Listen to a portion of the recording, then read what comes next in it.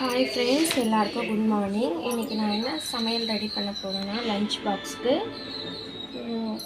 புடலங்காய் வச்சு ஸ்ட்ரைட்டாக குக்கரில் கூட்டு தான் செய்ய போகிறேன். 2 புடலங்காய் அரிஞ்சு வச்சுருக்கேன்.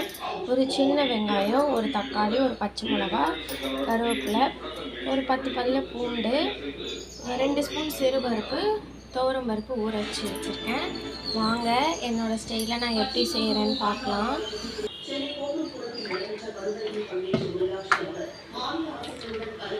நமக்கு வேணுன்ற அளவுக்கு ஆயில் போட்டுக்கலாம். ஆயில் நல்லா ஹீட் ஆகிடுச்சு. இப்போது நம்ம தாளிப்புக்கு என்ன வேணுமோ அதை ரெடி பண்ணிக்கலாம்.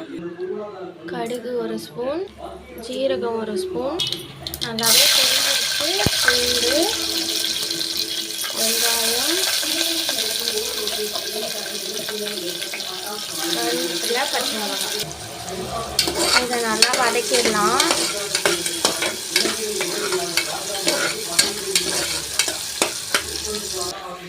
இந்த சைடு சாப்பாடு வெந்துட்டுருக்கு, வெந்து முடிச்சிருச்சு. இப்போ வடிச்சிடலாம்.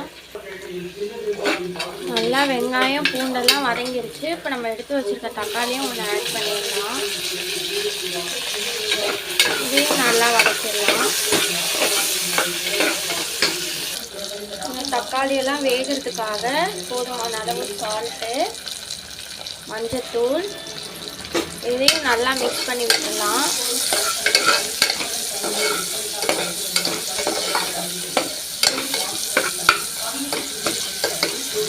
இங்கே பாருங்கள், தக்காளிலாம் நல்லா மசிஞ்சிருச்சு. எடுத்து வச்சுருக்க புடலங்காய் ஆட் பண்ணிடலாம்.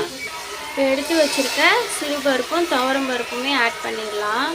இதையும் நல்லா மிக்ஸ் பண்ணிவிட்டு இப்போ நம்ம மசாலாலாம் ஆட் பண்ணிடலாம். மிளகாய்த்தூள், கரம் மசாலா, தனியாத்தூள். காரம் ரொம்ப கம்மியாக தான் போட்டிருக்கேன், ஒரு பச்சை மிளகாய் ஆட் பண்ணதுனால. குட்டீஸ்க்கெல்லாம் கொடுக்கணும் இல்லையா, அதனால தான். நீங்கள் காரம் வேணும்னா கூட அதிகமாக போட்டுக்கலாம், உங்கள் வீட்டில் காரத்துக்கு ஏற்ற மாதிரி. இதையும் நல்லா மிக்ஸ் பண்ணிவிட்டு, என்கிட்ட தூள் பெருங்காயம் காலி ஆகிடுச்சு, அதனால் கட்டி பெருங்காயம் தான் இப்போ நம்ம ஆட் பண்ண போகிறேன். இது லோ ஃப்ளேம்லேயே இருக்கட்டும்.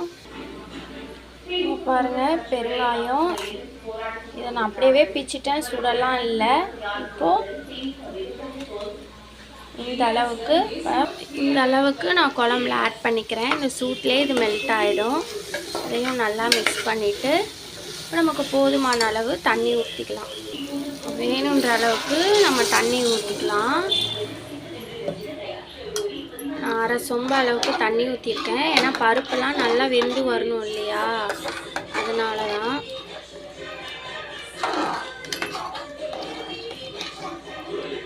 இப்போ நம்ம இதில் கொத்தமல்லி தூவிட்டு குக்கரை க்ளோஸ் பண்ணிடலாம். இப்போ கொத்தமல்லியும் போட்டாச்சு.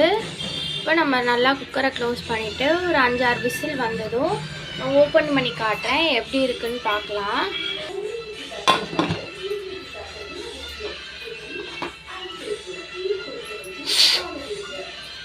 நம்ம ஆரும் போட்டாச்சு, பார்க்கலாம் எப்படி இருக்கு. இங்கே பாருங்கள் ஃப்ரெண்ட்ஸ், சூப்பராக ரெடி ஆகிடுச்சு புடலங்காய் கூட்டு. நீங்களும் இந்த ரெசிபி உங்கள் வீட்டில் ட்ரை பண்ணி பாருங்கள். காய்கறிலாம் சாப்பிடாத குட்டீஸ்க்கு கூட இந்தமாரி செஞ்சு கொடுத்தா நல்லாவே விரும்பி சாப்பிடுவாங்க. நீங்களும் உங்கள் வீட்டில் ட்ரை பண்ணிவிட்டு கமெண்ட் பண்ணுங்கள், ஷேர் பண்ணுங்கள், சப்ஸ்கிரைப் பண்ணுங்கள். Okay friends, bye bye, see you, take care.